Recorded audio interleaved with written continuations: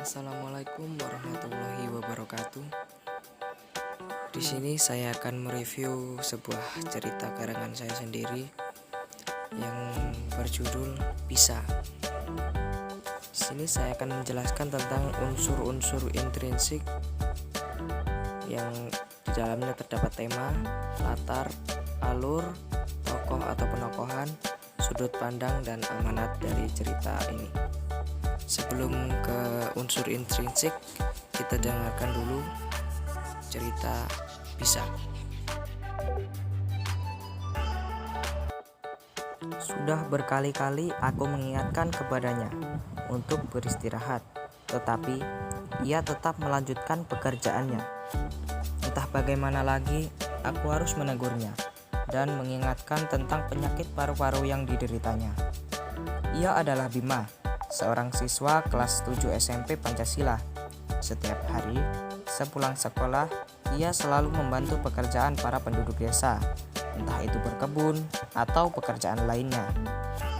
Jika ada penduduk yang sedang membangun rumah atau mempunyai acara, ia selalu datang untuk membantu. Terkadang, jika tidak ada yang memerlukan bantuan, ia mencari sisa-sisa barang bekas untuk dijual. Dan ketika ia membantu penduduk desa, selalu mendapat upah, biasanya sekitar 10 sampai 20 ribu rupiah. Keadaan keluarganya memang sedikit memprihatinkan. Pasalnya, ibunya adalah seorang janda dan ayahnya sudah pergi meninggalkannya sejak ia berusia 6 tahun. Bima tinggal bersama dengan ibu dan kakaknya. Ibunya bernama Bu Yuni dan kakaknya bernama Kak Sari. Mereka tinggal bersama di rumah tua warisan dari neneknya. Terkadang mereka tidak bisa tidur sewaktu hujan tiba karena atap rumahnya yang bocor dan lapuk termakan usia. Dan terkadang pula Bima tidak berangkat ke sekolah karena harus membantu ibu dan kakaknya yang bekerja sebagai buruh di kebun orang. Sebenarnya Bima adalah siswa yang rajin belajar, tetapi karena keterbatasan biaya, ia harus membantu ekonomi keluarganya. Bima pernah berkata kepadaku bahwa kelak ia ingin menjadi seorang tentara nasional Indonesia, tetapi ia teringat akan penyakit paru-paru yang dideritanya, seolah penyakit itu yang menjadi jalan buntu untuk mengejar cita-citanya.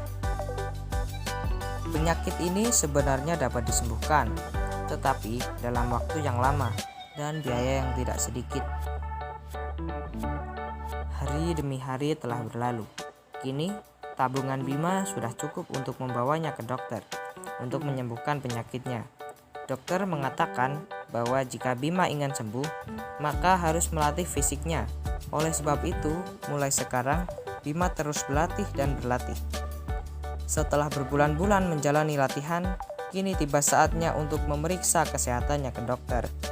Sungguh tidak disangka, ternyata ia berhasil melewatinya, dan ia berhasil melawan penyakit paru-parunya.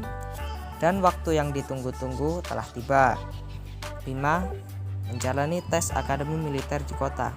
Selama di sana, ia begitu sungguh-sungguh menjalaninya demi masa depan dan keluarganya. Akhirnya, Bima yang dulu seorang buruh di kampung sudah menjadi prajurit TNI. Tidak ada yang tidak mungkin. Semua bisa kita capai asalkan kita terus berusaha dan berdoa.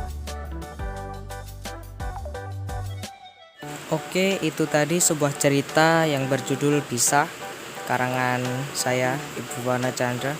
Dan sekarang saya akan menyebutkan unsur-unsur intrinsik yang terdapat di dalam cerita tersebut. Unsur intrinsik berupa tema, latar, alur, tokoh atau penokohan, sudut pandang, dan yang terakhir amanat. Kita mulai dari tema.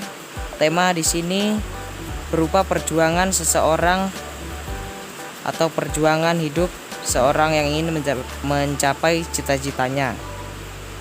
Latar, yang kedua latar ada latar waktu, latar tempat, dan latar suasana. Latar waktu di sini saat Bima kecil dan saat Bima dewasa. Latar tempat tempatnya yaitu di desa, di rumah bima, di kebun, di dokter atau di rumah sakit, dan juga yang terakhir di kota. Alur yang ketiga ada alur. Alur di sini terdapat alur maju. Yang keempat ada tokoh atau penokohan.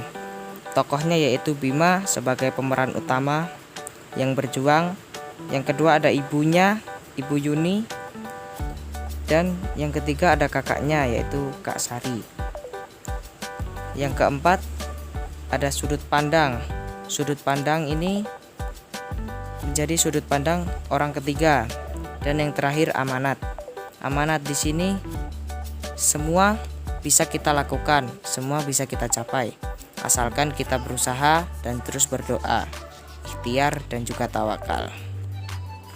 Dan itu tadi unsur-unsur intrinsik yang terdapat pada cerita atau cerita pendek Bisa. Dan saya mohon maaf apabila ada kesalahan dalam pengucapan. Dan juga saya akhiri. Assalamualaikum warahmatullahi wabarakatuh.